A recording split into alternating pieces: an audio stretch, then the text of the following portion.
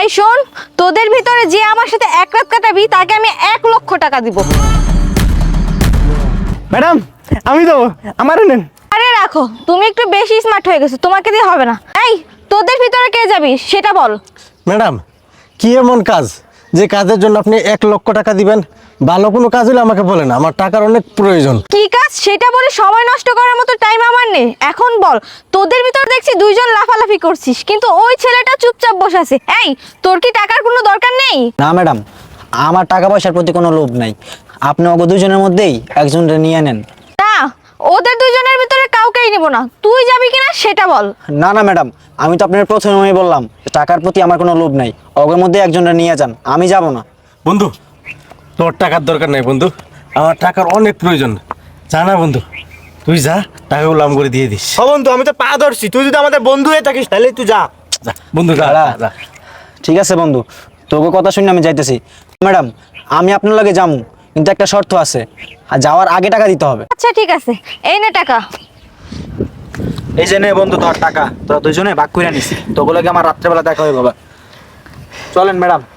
দেখ বন্ধু, ওর কপালটা 4 আঙ্গুল না 8 আঙ্গুল আম করে নিল, 1,00,000 টাকা নিছে। আমরা যাইতে চাইলাম আমাকে নিল না, দেখছো? এই তো তোর ওর দেখ, আমার ওর দেখ। আয় আয় ভিতর আয়। ম্যাডাম এটা আপনাকে বাড়ি?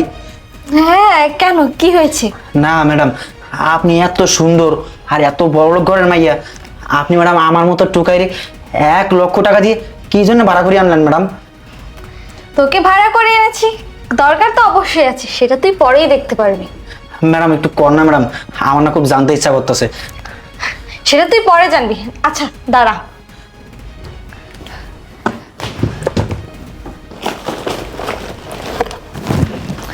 এই নে, তুই এক কাজ কর, তোর শরীরে অনেক গন্ধ, তুই গোসল করে এই ড্রেসটা পরে আয়।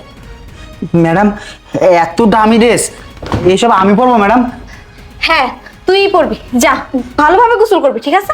আচ্ছা ম্যাডাম ঠিক আছে। যা। ম্যাডাম আপনাকে বাড়ি তো ওয়াশরুমটা কোন দিকে? হ্যাঁ চল আমি দেখে দিচ্ছি, এই যে। আচ্ছা ম্যাডাম ঠিক আছে। ম্যাডাম আমি আইছি। বাহ, তোমাকে তো এই ড্রেস অনেক সুন্দর লাগছে। আসো ভিতরে আসো, বসো। তোমাকে যেই কাজের জন্য নিয়ে আসছি, চলো সেই কাজ শুরু করি।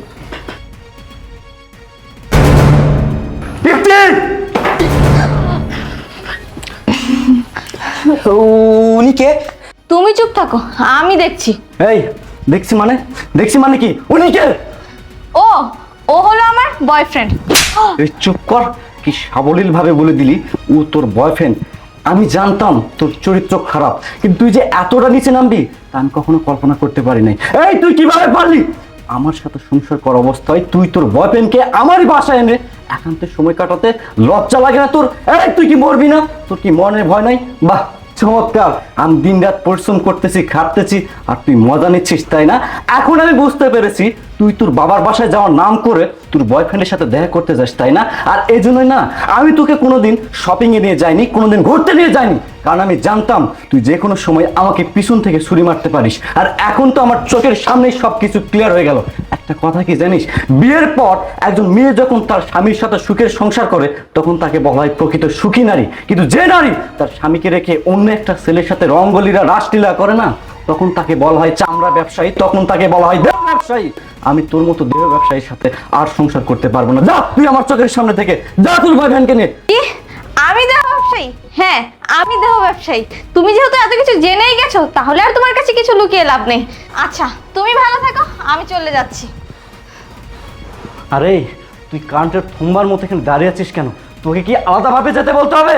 যা বলছি। কাল নাকিনি আমার লাইফ থেকে চলে গেছে, আমার ভালো হয়েছে, পথের কাটা আমার দূর হয়েছে। এখন আমি ইচ্ছা মতো যা খুশি তাই করতে পারবো। ম্যাডাম ম্যাডাম এটা কি হলো? আমি যতটুকু বুঝলাম ওই লোকটা আপনার স্বামী ছিল, কিন্তু ম্যাডাম কেউ তো কখনো তার নিজের সংসার এভাবে নষ্ট করে না। আপনি কেন নষ্ট করলেন ম্যাডাম? কেন করেছি শুনবেন? তাহলে শুনেন। আমার স্বামী আমার উপরে প্রতিদিন নির্যাতন করে, এমনকি গায়েও হাত তুলে, ঠিক মতো খেতে দেয় না, পড়তেও দেয় না, এমন এমনকি বাসায় প্রতিদিন নতুন নতুন মেয়ে নিয়ে এসে ফষ্টি নষ্টি করে। এইগুলো আর আমার সহ্য হচ্ছিল না, এর জন্য আমি আপনাকে 1,00,000 টাকা দিয়ে ভাড়া করে নিয়ে আসি, যাতে ও আমাকে ছেড়ে দেয়। আমি তো নিজে ছাড়তে পারবো না, কারণ আমি যে ওকে ভালোবাসি, ফ্যামিলির অবদ্ধ হয়ে তাকে আমি বিয়ে করেছি। সেটা যদি আমার ফ্যামিলি জানে, তারা স্ট্রোক করে মারা যাবে। এর জন্য আমি এই কাজটা করতে বাধ্য হয়েছি। কি বলেন ম্যাডাম? আপনার স্বামী আপনার উপরে এতটা অত্যাচার করতো, কিন্তু ম্যাডাম আপনি এখন কি করবেন? কি আর করবো, বাবার বাড়িতে যাই, দেখি তারা যদি ঠাই দেয় দিল, না দিলে কোনো একটা গার্মেন্টসে জব নিব। তারপরেও এই কুলাঙ্গার সংসার আর করবো না। আচ্ছা ভাই, আমার দেরি হয়ে যাচ্ছে, আমি আসি। আচ্ছা ভাই, আমার দেরি হয়ে যাচ্ছে, আপনি থাকেন, আমি আসি।